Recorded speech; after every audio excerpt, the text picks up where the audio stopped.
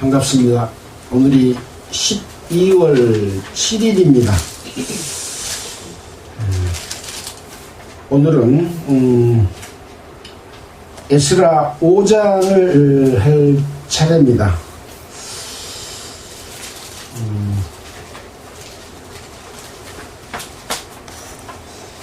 우리는 지난주에 하나님의 백성이 바벨론으로 고레스 칙령에 의해서 돌아와서 성전 건축을 하는데 이 성전 건축을 방해하는 사람들이 있어서 결국 예루살렘에서 하나님의 전 역사가 그쳐서 바사왕 다리오 제2년까지 이르니라 한 말씀으로 4장 마지막 절을 공부를 했습니다.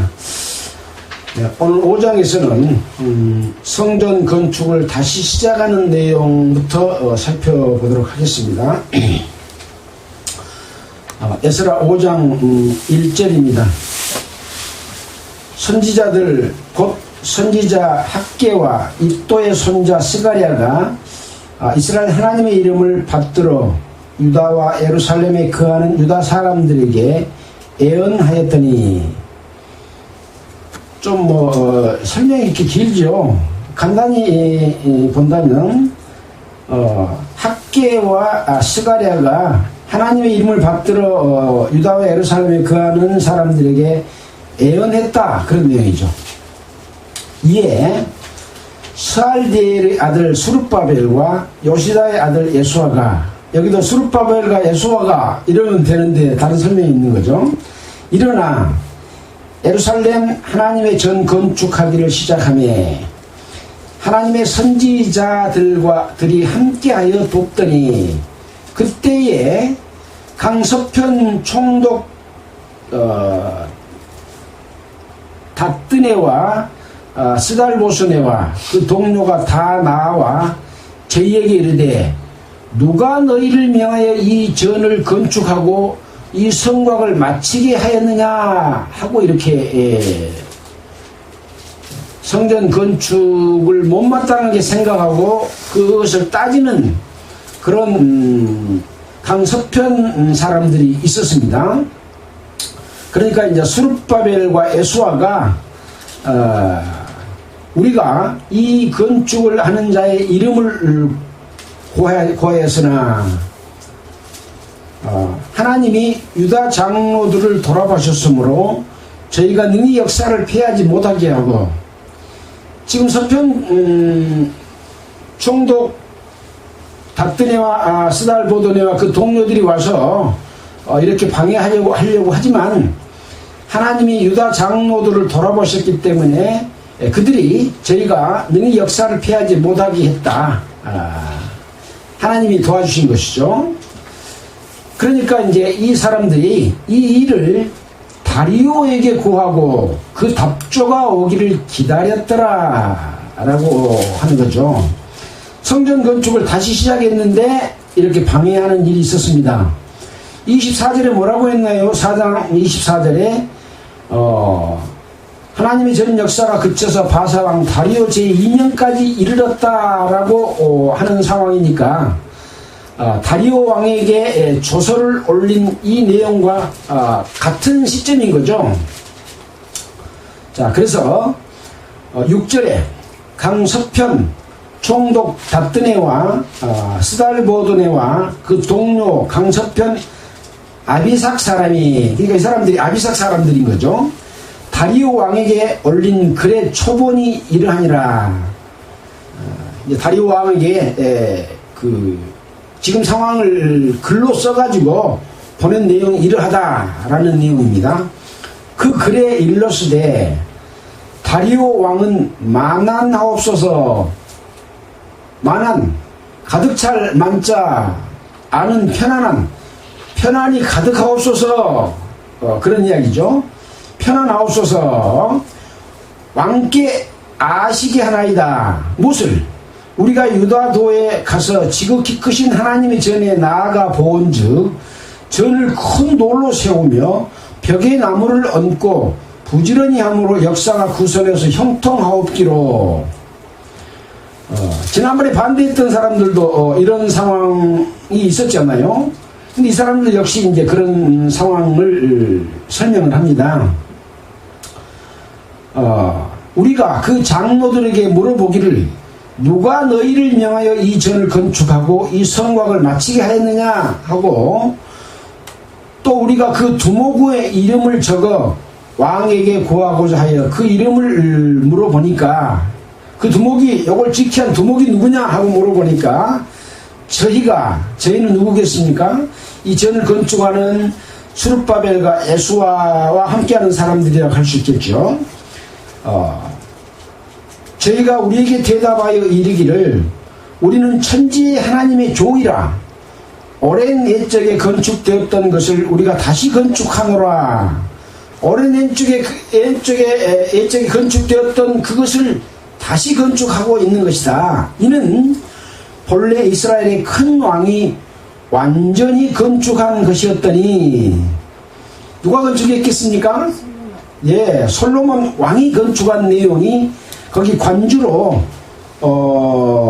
열왕기상 6장 1절가라고 기록되어 있습니다. 건축하였던 것이더니 우리 열조가, 솔로몬 왕은 이스라엘의 사울왕과 다윗왕에 이어 왕이 되었던 솔로몬 왕이지 않습니까?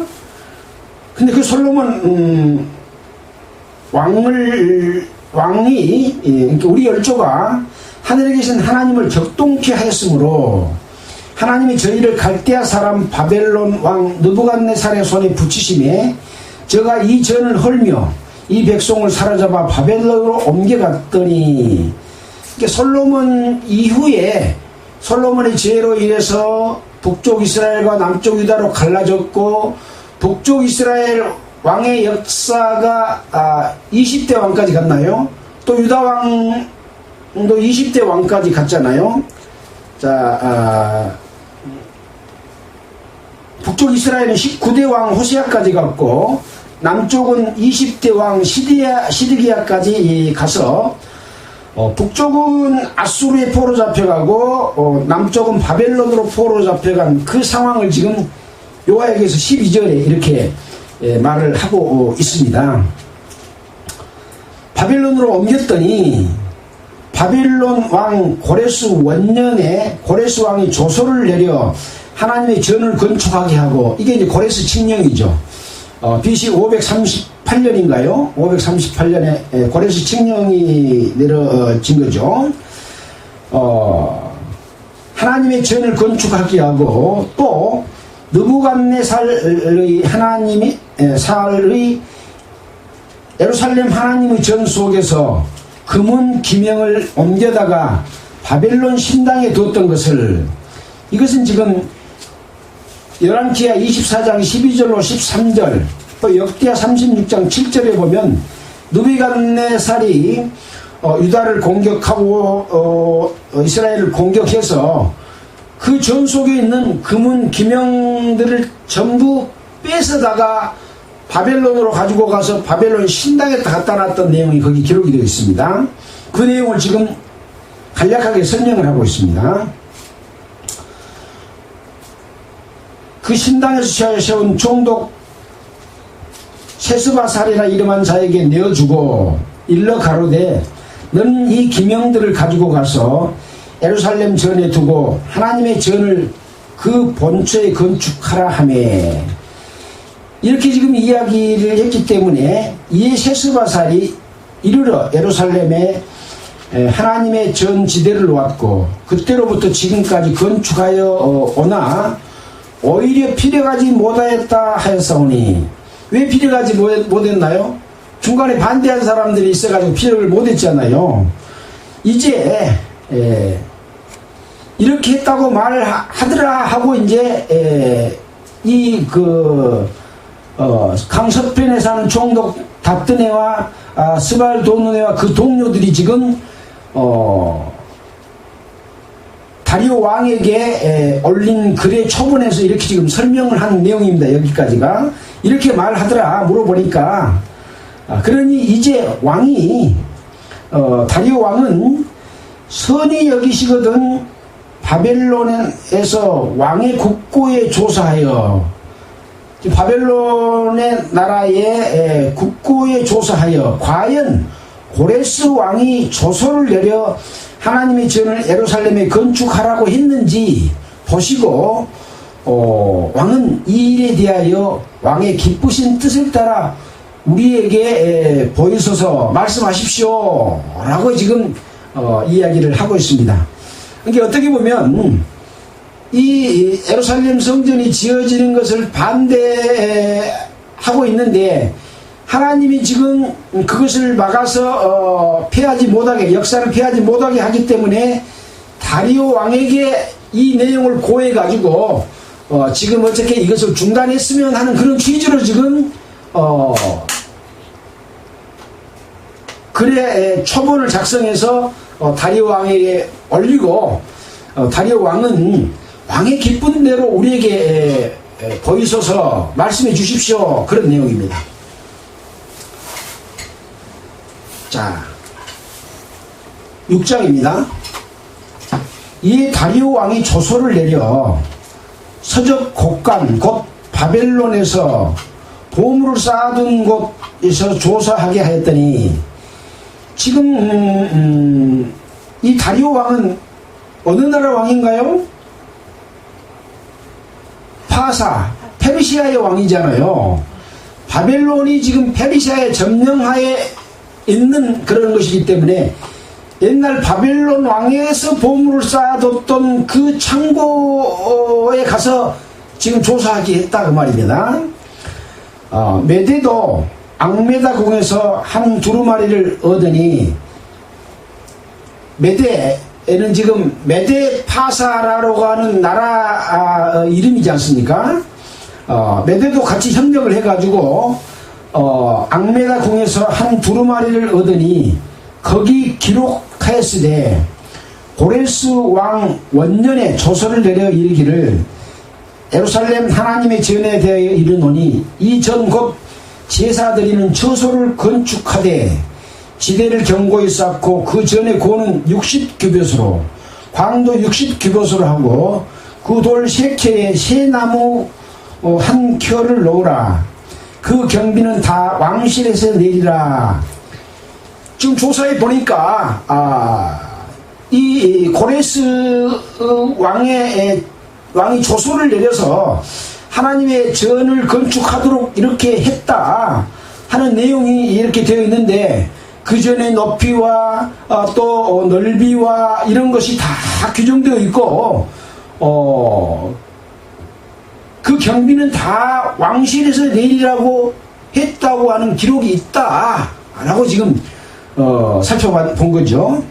또 느부갓네살이 예루살렘 전에서 취하여 바벨론으로 옮겼던, 즉 빼앗아갔던 하나님의 전 금, 은, 기명을 돌려보내어 예루살렘 전에 가져다가 하나님의 전 안 각기 본체에 둘지니라 하였더라. 이렇게 이 다리오 왕이 이 조사를 해보니까 이런 사실이 있었다 하는 걸 확인을 한 겁니다. 이제 강서편 총독 닷드네와 스달보도네와 너희 동료 강서편 아비삭 사람들은 그곳을 멀리하여 하나님의 전 역사를 막지 말고 유다 총독과 장로들로 하나님의 이 전을 본처에 건축하게 하라 하고 우리에게 보이소서 하니까 오히려 그걸 너희들이 막지 말고 도와줘라 하고 다리오 왕이 이렇게 말씀을 하신 거죠. 또 내가 조서를 내려 하나님의 이 전을 건축함에 대하여 너희가 유다 사람의 장로들에게 행할 것을 알게 하노니 왕의 재산 곧 강서편 세군 중에서 그 경비를 이 사람들에게 신속히 주어 저희로 지체치 않게 하라. 너희들은 지금 이 전을 건축하는 데 있어서 장로들에게 어떻게 해야 될 것을 알게 한다. 서편 사람들 중에서 세금을 걷어서 그 경비를 신속하게 주어가지고 오히려 이 전 건축하는 것을 도와라. 이렇게 지금 말을 하고 있는 거죠. 지체하지 않게 하라. 또 세 번째는 또 그 그 수용물 곧 하늘이 하나님께 드릴 번제의 송아지와 제사 드릴 때 드린 송아지와 수양과 어린 양과 또 밀은 소재로 드릴 재료잖아요. 과 소금, 포도주와 기름을 예루살렘 제사장의 소총대로 영락 없이 날마다 주어 저희로 하늘이 하나님께 향기로운 제물을 드려 왕과 왕자들의 생명을 위하여 기도하게 하라 라고 이렇게 명을 합니다. 또 한 가지는 네 번째는 내가 또 조소를 내려놓으니 무릇 누구든지 이 명령을 바꾸면 그 집에서 들보를 빼어내고 저를 그 위에 메어 달게 하고 그 집은 이로 인하여 거름더미가 되게 하라. 만약에 이 명령을 바꿔서 이것을 행치 않으면 그 사람을 들보에 매달려서 죽이고 그 집도 거름더미가 되게 해버리겠다 라고 말씀하고 있고, 만일 열왕이나 백성이 이 조소를 변케하고 손을 들어 예루살렘 하나님의 전을 헐어버린다고 하면 그곳에 이름을 두신 하나님이 저희를 멸하시기를 원하노라. 나 다리오가 조소를 내렸노니 신속히 행할지어다 하였더라. 이렇게 해서 이 다리오 왕은 강서편 총독 다뜨네와 스발보드네와 그 동료들이 이 하나님의 전 건축하는 것을 방해하려고 하였지만 자기들이 점령한 바벨론에 있었던 여러가지 자료들을 찾고 또 고레스 왕의 칙령에 따라서 어떻게 이 전을 건축하라고 했는지 하는 부분들을 살펴서 오히려 이 네 가지 이 조소를 내려서 이 사람들에게 이 전 건축을 돕고 제사 지내는 제물까지를 협력하게 하는 이런 그 명령을 행했습니다. 자, 우리는 이러한 상황을 통해서 성전이 지어지게 됐고 13절부터 그 이후에는 이제 성전을 짓고 성전을 봉헌하는 내용이 또 나와 있습니다. 마저 보고 또 살펴보도록 하겠습니다. 13절입니다. 성전 봉헌이라고 되어 있는데요. 굳이 제목을 붙인다면 성전 건축과 성전 봉헌 이렇게 말할 수 있겠죠. 다리오 왕의 조서가 내림에 강서편 총독 다뜨네와 스달보도네와 그 동료들이 신속히 준행한지라. 준행 안 하면 어떻게 돼요? 목을 달아서 죽이고 오히려 그 집까지 거름더미가 되게 하겠다라는 그런 상황이 되기 때문에 협력할 수밖에 없는 상황이죠. 그래서 신속히 준행한지라.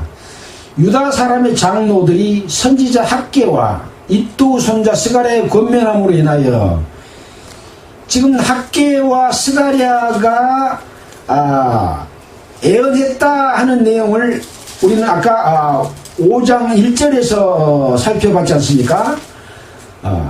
그 학개와 스가랴 권면함으로 인하여 전 건축한 일이 형통한지라.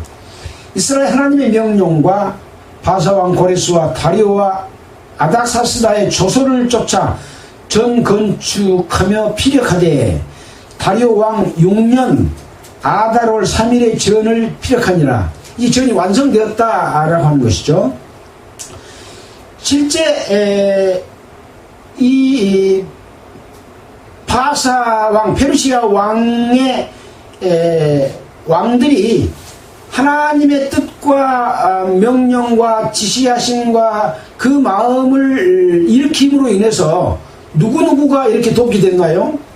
첫 번째는 BC 538년에 고레스 왕의 칙령에 의해서 유다 사람들을 예루살렘으로 돌아가게 하고 성전 건축을 하게 한 데서부터 시작이 됐고, 두 번째로는 다리오 왕이 그렇게 했고 아닥사스다 왕이 도와서 결국은 전 건축을 피력했다라고 기록을 하고 있습니다.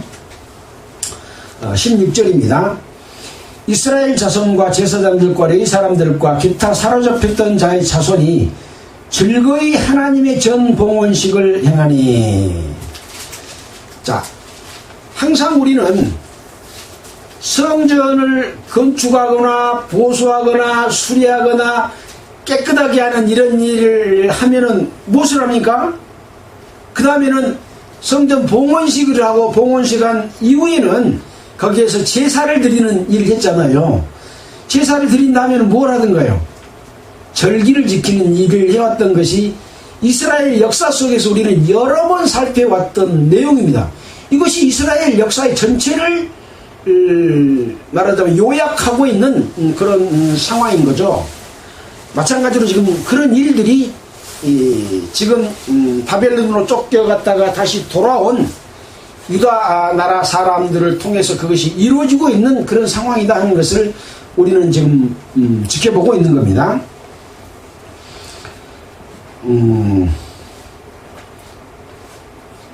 17절입니다. 하나님의 전 봉헌식을 행할 때에 숫소 100과 수양 200과 어린 양 400을 드리고, 또 이스라엘 지파의 수를 따라 수염소 12로 이스라엘 전체를 위하여 속죄제를 드리고, 제사장을 그 분반대로 레위 사람을 그 반차대로 세워 예루살렘에서 하나님을 섬기게 하되 모세의 책에 기록된 대로 하게 하니라. 모든 것은, 이와 같은 모든 일들은 다 하나님이 모세에게 명한 대로 하는 겁니다. 언제 명했나요? 시내산에서 십계명을 주고 율법과 계명, 각종 규례들을 이스라엘 백성에게 줬습니다. 어떤 것이 하나님을 섬기는 방법이고, 어떤 것이 죄고, 어떤 것이 부정한 것이고, 어떤 것이 깨끗한 것이니까 너희들이 죄를 짓고 부정한 것을 만지고 잘못된 일을 행하면 이러이러한 방법으로 하나님 앞에 제사를 드려라 하는 것이죠.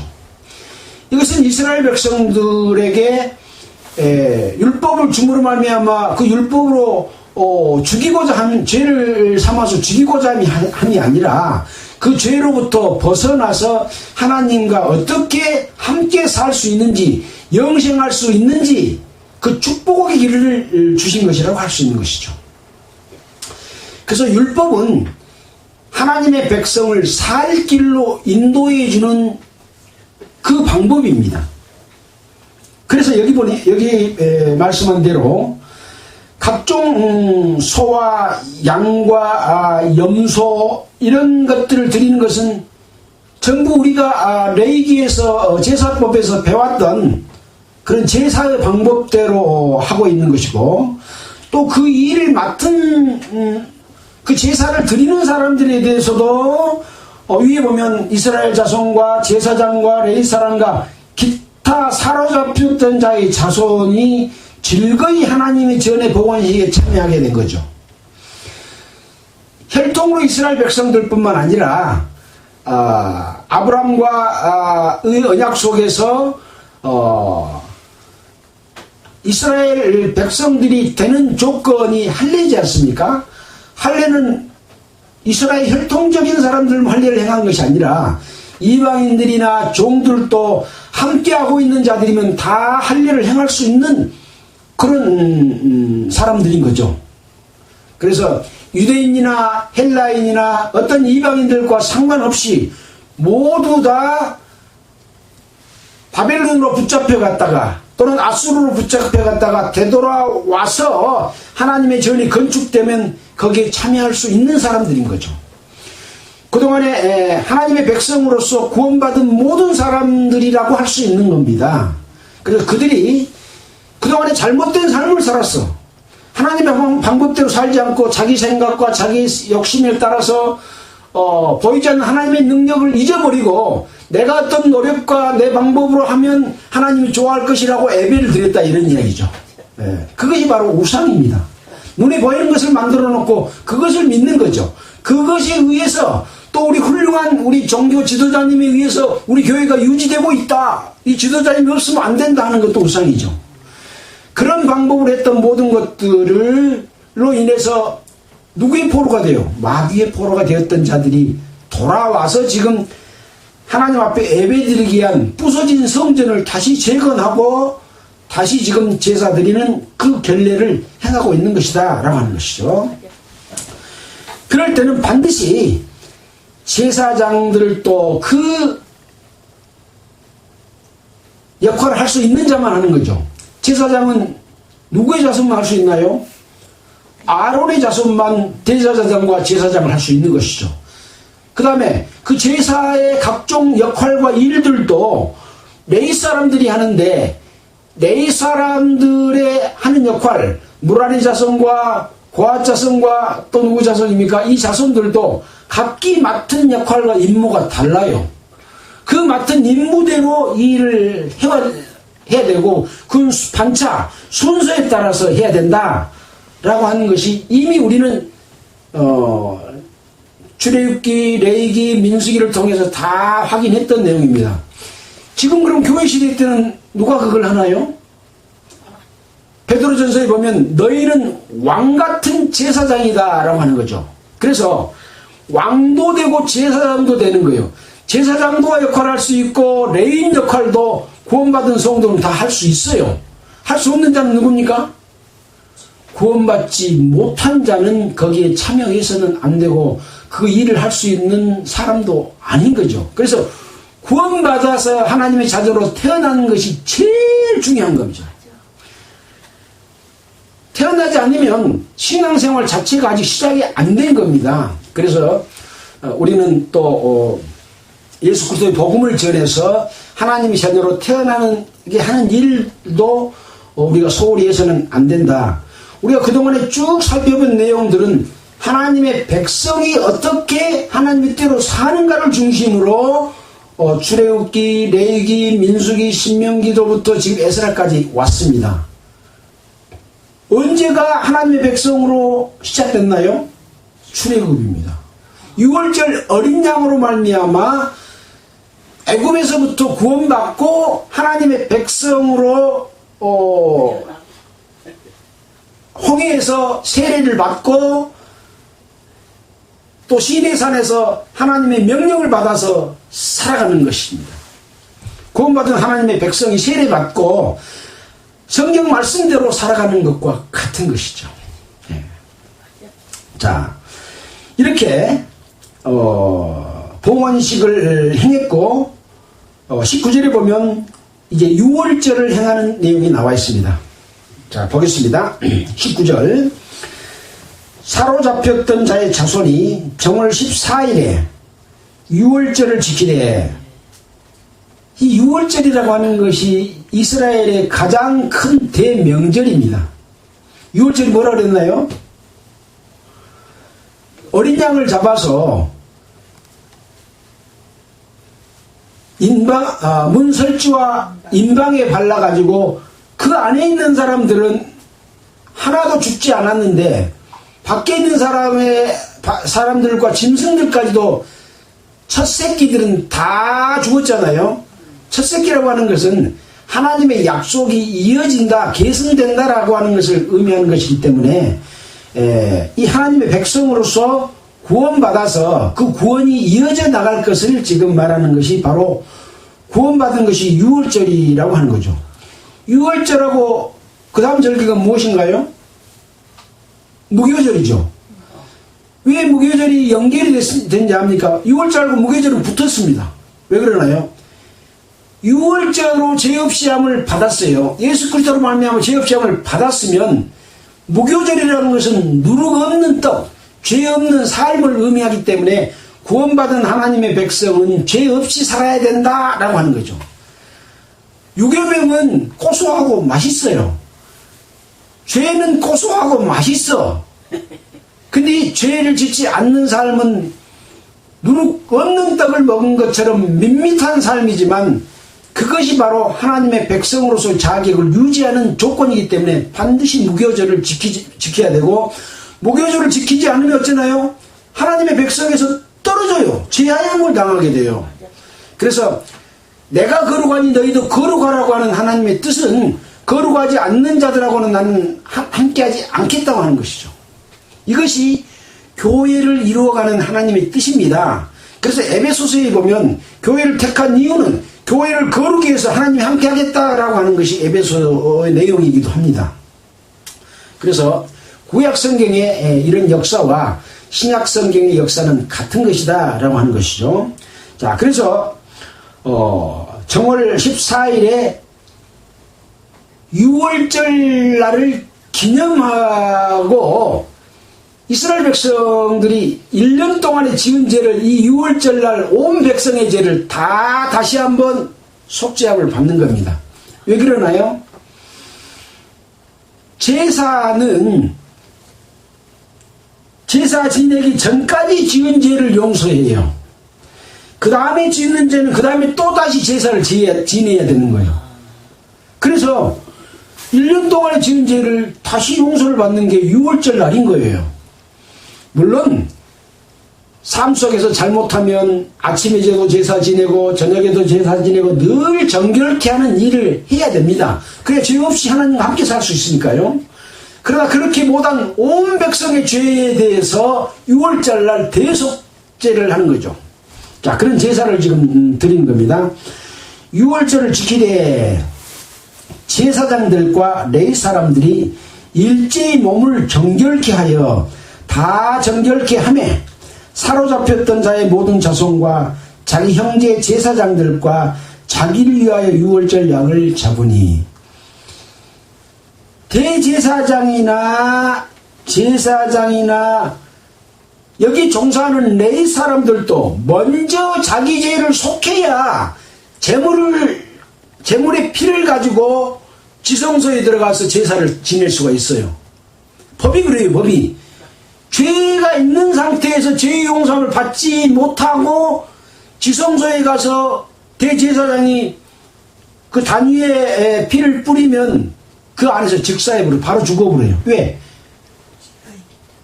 죄는 하나님 앞에 용납이 안 되기 때문에 그 사람이 들어간 즉시 바로 죽습니다. 그래서 먼저 자기를 깨끗하게 하는 내용이 지금 20절에 나와 있는 내용이에요. 제사장들과 레위 사람들이 일제히 몸을 정결케 하여 다 정결하매 사로잡혔던 자의 모든 자손과 자기 형제 제사장들과 자기를 위하여 6월절 양을 잡았다라고 기록하고 있지 않습니까? 이건 우리가 이미 다 배웠던 내용입니다. 21절입니다.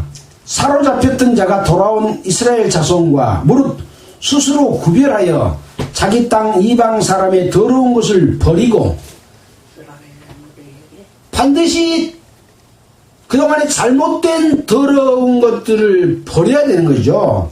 이스라엘 무리에게 속하여 이스라엘 하나님 여호와를 구하는 자가 다 먹고 즐거움으로 7일 동안 무교절을 지켰으니 이는 여호와께서 저희로 즐겁게 하시고 또 아수르 왕의 마음을 저희에게 돌이켜 이스라엘 하나님이신 하나님의 전 역사하는 손을 힘있게 하도록 하였으면이라.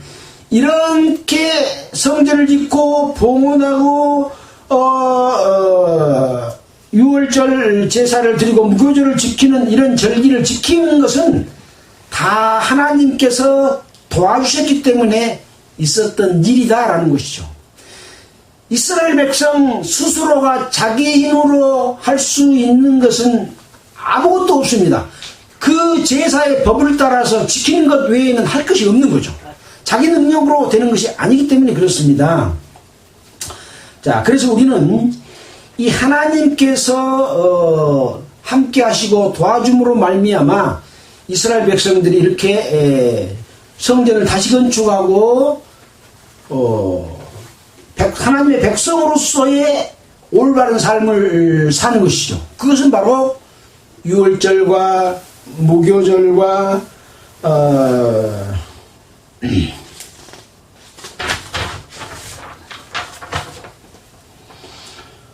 그 다음에 초곡절과 오순절과 나팔절과 대속죄일과 초막절을 지키는 것으로 이어지고, 이 초막절이라고 하는 것은 영원히 하나님과 함께하는 초막이다, 거룩한 성세 예루살렘이다라고 하는 의미가 있어서 이 절기 속에 하나님의 모든 뜻이 다 들어있고 하나님의 계획까지도 들어있는 그런 것이라고 할 수 있기 때문에 우리는 그동안에 여러 번 반복되는 이스라엘의 역사 속에서 이것을 다 배워서 알고 있습니다.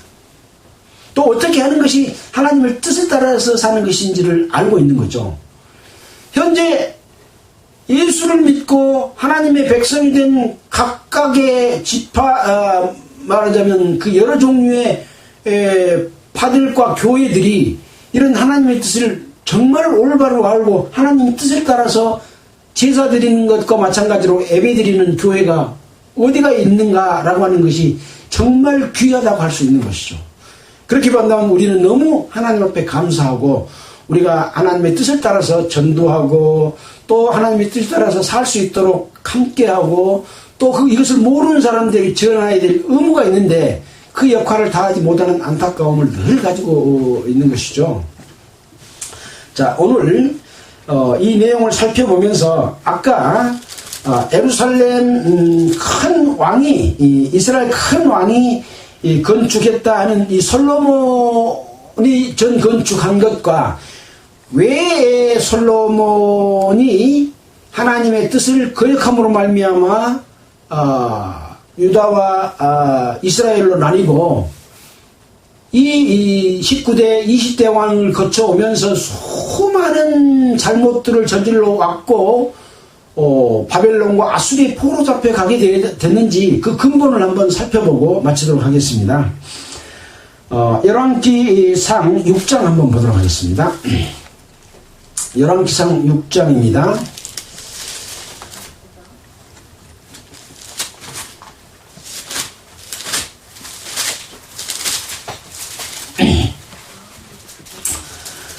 구약성경 518페이지입니다.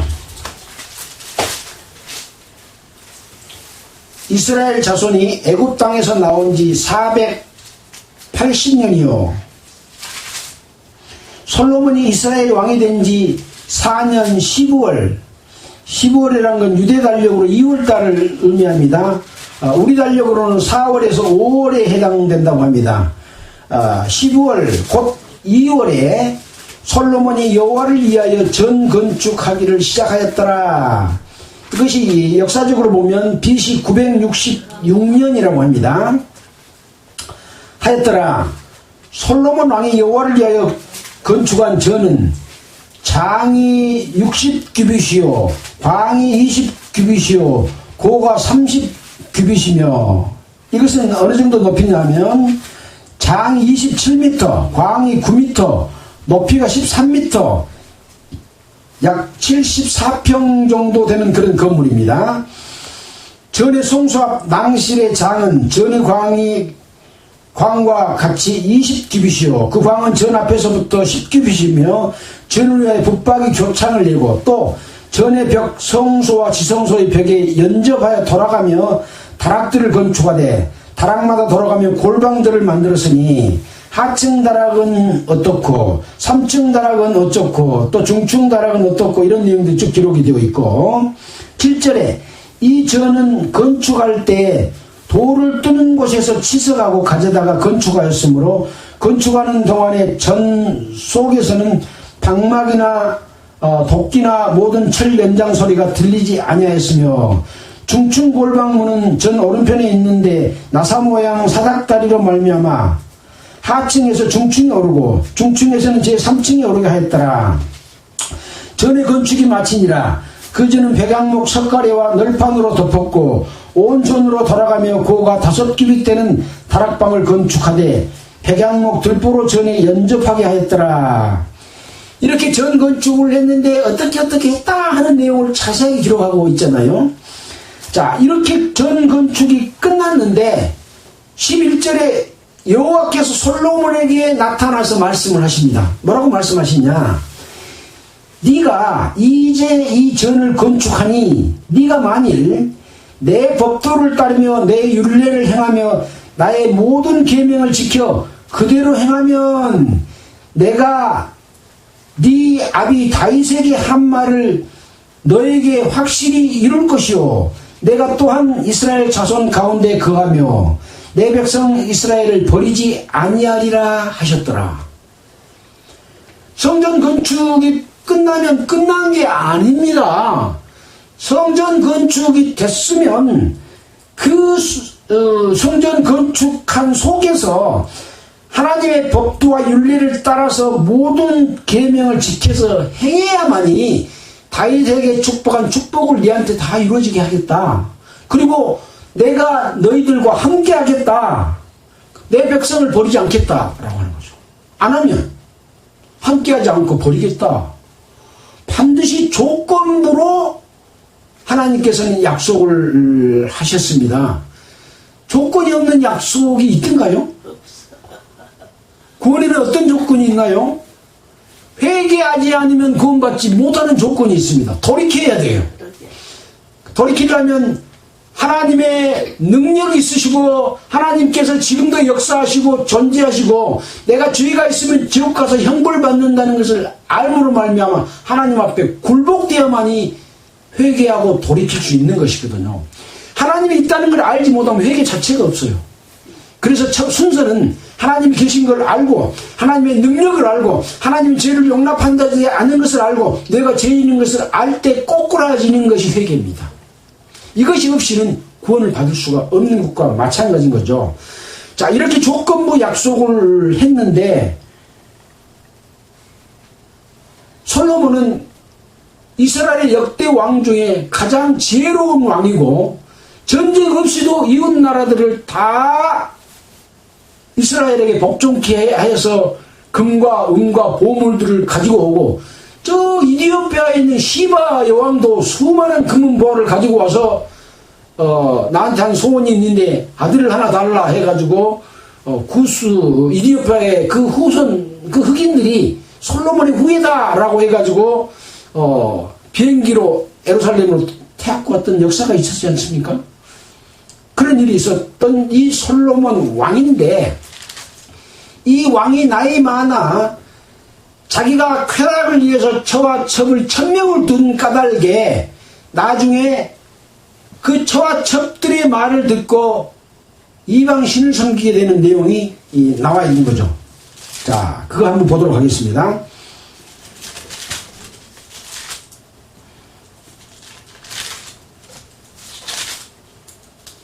(11장입니다) 531페이지입니다. 솔로몬 왕이 바로 딸 외에 이방의 많은 여인을 사랑하였으니 곧 모압과 암몬과 에돔과 시돈 헷 여인이라. 이들은 다 이방 사람들이고 하나님의 뜻을 배척했던 그 후손들이 낳은 족속들이에요. 이것은 우리가 창세기에 다 배웠던 내용들입니다. 그 이방인들과 결혼해서는 안 되는 거죠. 왜냐하면 올무가 돼가지고 나중에 모가지를 끌려가가지고 죄를 짓게 되기 때문에 그렇습니다. 여호와께서 일찍이 이 여러 국민에 대하여 이스라엘 자손에게 말씀하시기를 너희는 저희와 서로 통하지 말며 저희도 너희와 서로 통하게 말라. 저희가 정령코 너희 마음을 돌이켜 저희들의 신을 쫓게 하리라 하였으나 솔로몬이 저희를 연애하였더라. 여기 나와 있잖아요. 지금 우리가 구원받는 것은 하나님의 역사를 대로 따르지 않고 자기들 방법대로 교회를 운영하던 그런 성령의 능력 없는 교회에 있다가 선교사들이 전해준 복음을 받고 예수 그리스도로 말미암아 구원받는 일이 일어났습니다. 근데 교회를 유지하는 수단을 보니까 그때 하나님 없이 인간의 방법대로 하던 자들이 훨씬 교회도 크고 성도들도 많이, 우리가 이 방법을 도입하자 해갖고 목사 제도를 만들고 교회도 좋게 만들고 또 성도들도 많게 하고 또 자기 방법대로 하나님을 섬기는 것, 이것이 바로 이방의 방법을 따라서 다른 신을 섬기는 것하고 같은 겁니다. 근데 그게 그런 것인지를 모른다니까요. 절대 몰라요. 몰라. 알면 돌이키게 모릅니다. 하나님께서 자기 백성이 죄를 지면 눈을 가리워서 그걸 보지 못하게 해요. 돌이키면 보여줍니다. 네, 이것이 하나님의 약속인 거죠. 아까 솔로몬에게 했던 그 약속과 같은 겁니다. 왕은 후비가 700이요 빈장이 300이니라. 왕비들이 왕의 마음을 돌이켰더라. 처음에는 솔로몬이 하나님을 믿는 믿음 안에서 이 사람들 1000명을 휘어잡고 이방신을 못 섬기게 했을 거예요. 그러나 저와 첩들은 저 뒤에다 숨겨놓고 자기 몰래 솔로몬 안 볼 때 섬기다가 나중에는 솔로몬을 돌이키게 만든 거죠. 돌이켜 저의 신들을 쫓게 하리라 하였으나 솔로몬이 연애하였더라 그랬잖아요. 결국 왕비들이 왕의 마음을 돌이켰다. 솔로몬의 나이 늙음에 왕비들이 그 마음을 돌이켜 다른 신들을 좁게 좇는단 말은 따른단 말이죠. 따르게 하였으므로 왕의 마음이 그 붙인 다윗의 마음과 같지 아니하여 그 하나님 여호와 앞에 온전치 못하였으니 이는 시돈 사람의 여신 아스다로 신을 쫓고 또 암몬 사람의 가정한 밀곰을 쫓으니라. 솔로몬이 여호와의 눈앞에서 악을 행하여 그 붙인 다윗이 여호와를 온전히 쫓음같이 쫓지 않냐고 모압에 가정한 그모스를 위하여 예루살렘 앞 산에 산당을 지었고 또 암몬 자손에 가정한 몰록을 위하여 그와 같이 하였으며 또 이족 후비들을 위하여 다 그와 같이 한지라. 저희가 자기의 신들에게 분향하며 제사하였더라. 솔로몬 왕과 그 후비들이 그 쫓던 신들을 쫓고 함께 지금 제사를 하니 하나님 어쩌겠습니까? 하나님의 노가 얼마나 컸겠습니까? 아까 계명과 율례를 쫓으면 다윗에게 줬던 축복을 주겠다. 그리고 함께 하겠다. 그리고 이스라엘 버리지 않겠다고 했는데 솔로몬이 이런 일을 행했습니다. 그러나 하나님은 솔로몬을 바로 벌하지 아니하고 네 자식 때에 이르러 나라를 나누겠다 해가지고 그 자식 때에 이르러 북쪽 이스라엘과 남쪽 유다로 나뉘었던 겁니다.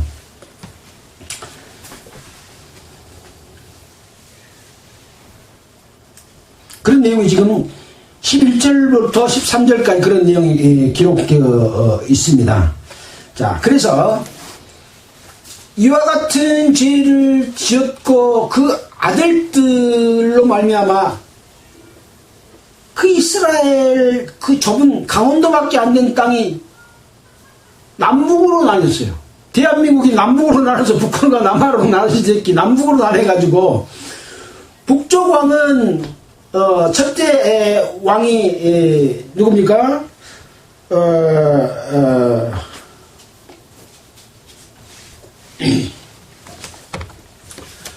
북쪽 첫째 왕은 여로보암 왕이었잖아요. 이 여로보암이 얼마나 하나님을 떠난 그런 그 악한 일들과 우상들을 많이 섬겼습니까?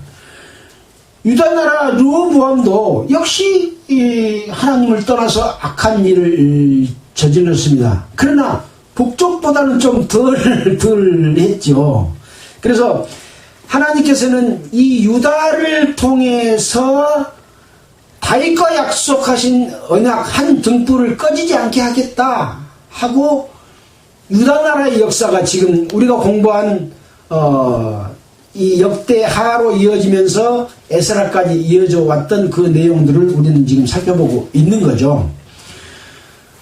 그러나 이 이스라엘 백성들은 이런 하나님의 능력들을 보고 출애굽의 능력을 받고 광야에서 만나와 메추라기를 주오고 또 가나안 땅에 들어갈 때 그 7 강대한 족속들을 물리치게 해주신 하나님의 능력을 다 보고 하나님의 축복을 받았고 그렇게 살았지만 늘 다른 신을 섬기고 늘 다른 나라 여자들을 좋아하고 이방 여자들을 좋아하고 이방 신들을 섬기고 올무가 되고 이런 일들을 행했던 거죠. 왜 그랬을까요? 시내산에서 준 하나님의 계명과 율례 이것을 안 지켰기 때문에 그렇습니다. 성도들도 똑같습니다. 율법으로 말미암아 죄가 죄인 것을 알게 하고 제사법으로 말미암아 그 죄를 없이 하고 또 늘 정결케 하는 것을 교회 시대에도 이루어지게 하도록 해 주셨습니다. 하나님께서 이루셨습니다. 다만 틀린 것은 뭐냐? 아까 이스라엘 백성들이 제사 지낼 때는 언제 죄를 용서받는다 했나요? 지금까지 지은 죄를 제사를 통해서 지금까지 죄를 용서를 받고 그 다음날부터 지은 죄는 또 다시 또 제사를 지내야 돼. 그래서 양과 소를 또 잡아야 돼요. 근데 예수님의 이 제사는 한 번 제사를 드리고 그 제사의 효과는 영원한 제사를 드렸기 때문에 또다시 예수님이 죽어서 제사 드릴 필요가 있어요, 없어요? 없어요. 그러나 죄 용서하는 것은 똑같아요. 예수님의 피가 죄를 용서해 주는데 지은 죄를 용서해 주는 것이요. 지을 죄를 용서해 주는 건 아닌데 지금 잘못된 복음주의 이단들이 앞으로 지을 죄까지 다 용서해 놨다 그렇게 가르쳐가지고 죄 지어도 괜찮다 죄 지으란 말은 안 해요.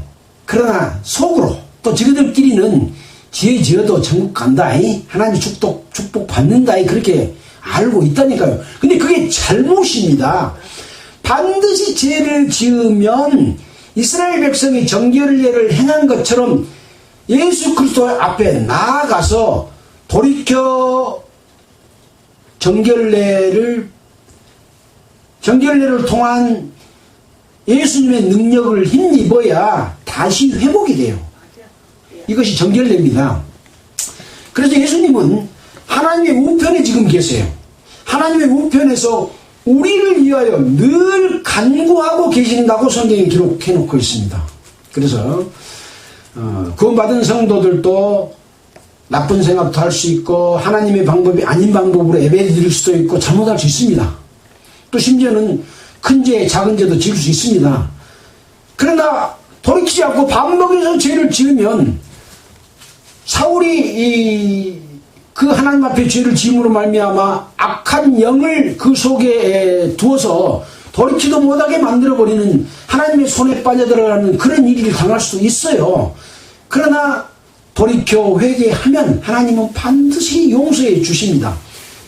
이스라엘을 통해서 유다를 통해서 그것을 반복해서 보여주고 하나님의 등불은 꺼지지 않는다 등불 안에 너희 거해라 이렇게 이야기하고 있는 거죠. 우리는 이러한 교훈을 통해서 늘 하나님의 뜻 가운데 있는 우리 모두 또 방송을 통해서 이 말씀을 듣는 모든 분들이 그러한 축복받기를 원하면서 마치겠습니다. 기도드리겠습니다. 하나님 아버지 감사합니다. 하나님께서 이스라엘 백성에게 이루신 내용은 똑같은 내용이지만 반복되어 기록되어 또 설명해주고 있습니다. 이것을 일깨워 주신 하나님께 참으로 감사를 드리고 그 하나님의 뜻을 따라 살 수 있는 성령의 능력으로 늘 역사해 주시옵소서. 우리를 구원해 주시고 인도해 주시고 영원히 함께 해 주시기를 원하며 우리를 구원해 주신 예수 그리스도의 이름으로 기도드렸습니다. 아멘. 찬송가는 376장 하겠습니다.